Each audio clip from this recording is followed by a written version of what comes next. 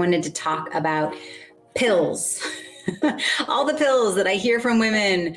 Oh yeah, I was put on the pill to balance my hormones. Oh yeah, I was put on the pill because I was feeling more irritable and my PMS was big. Oh yeah, I was put on the pill because my menstrual cycle wasn't what I wanted it to be. But I do want to have a conversation about how much they're being overprescribed, how little education is out there. And it's not just that the education isn't going to us as women and patients, but also I don't think education is going to providers, okay? When you are on the pill, this is really fascinating, it sends your adrenals pretty much into overdrive is what she's saying, okay? So what the quote is, research shows that women on the pill have a blended cortisol response, and in some cases, none at all, okay? So once again, what's cortisol? Cortisol is the hormone of fight, flight, or freeze, okay? You are crossing the street and a big semi-truck comes through and you almost get hit, okay? Your cortisol spikes, and it does that for good reason because you're going into fight, flight, or freeze. It's going to make sure you can run quickly. It's going to send blood flow to the extremities. It's going to spike your blood sugars quickly so that you have a quick reserve of energy.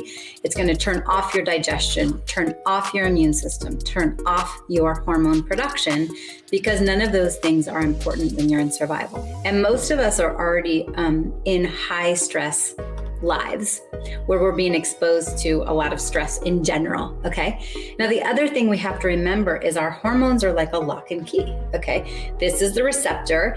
It's either filled or receptor open, ready for some hormones, okay? So many of you have heard me talk about endocrine disruptors. Maybe you're already on a path of taking your plastics out and cleaning up your beauty care products to clean up the toxins that we're exposed to that the body interprets as hormones, okay? But now we talk about the birth control pill. We're being put on this exogenous pharmaceutical estrogen and progestin. They're not really the same as what's being produced by the body, but that's a different conversation. And now the receptor says, I'm filled. I don't need to produce that hormone. There's so much to say about this, but what I want you to know is that post-birth control syndrome is a real thing. What research is showing is that obviously the pill turns off ovulation. It's one of the ways in which it prevents pregnancy, but it also turns off the normal cascade of our intrinsic, our body's hormone production. Most of the time, if you're not using it for contraception to prevent pregnancy, I actually think it's doing more harm than good most of the time. It is once again saying, this tree out here, this beautiful tree is browning leaves, obviously needs some nutrients, it needs some water, it needs some sunlight, whatever it might need. Here is a bucket of green paint. I'm gonna dump the paintbrush in, paint the leaves. There we have it, now they're green, okay? It is a Band-Aid approach rather than looking at why is your irritability or your sadness or your anxiety spiking during a certain time of your menstrual cycle? Why is your menstrual cycle going out of whack, okay? Many say, even ACOG, the American College of Obstetric and Gynecology, says that our menstrual cycle is our 5th vital sign. We go into our provider, we get our weight checked and our blood pressure checked, and they check our temperature and our heart rate, right? Our respiratory rate, the basic things that we are accustomed to having checked. Well, guess what? For a woman, your menstrual cycle is a vital sign. It says so much about what is happening underneath the hood. So now if you're going into your provider and they're saying, oh, I can fix that. Here's a pill. Here's a prescription. Okay, we're not actually addressing the root cause of why is this happening?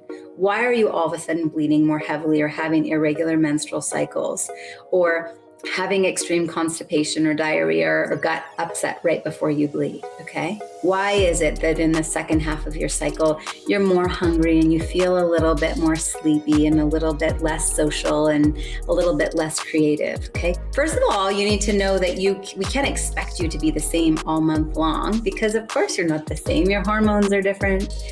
How the body interacts with your libido and your creativity and your socialization and your energy level and how to work out, all of that changes throughout the month. If you're one of those where you just like, I'm happy to take a pill right now, my life is too full, I'm gonna get to that down the road, fine.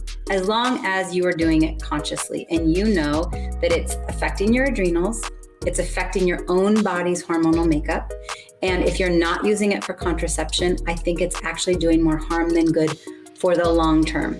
Okay. For some, they say, let me just do this for a year. Okay, fine. Know that when you choose to get off, there is a thing called post-birth control syndrome.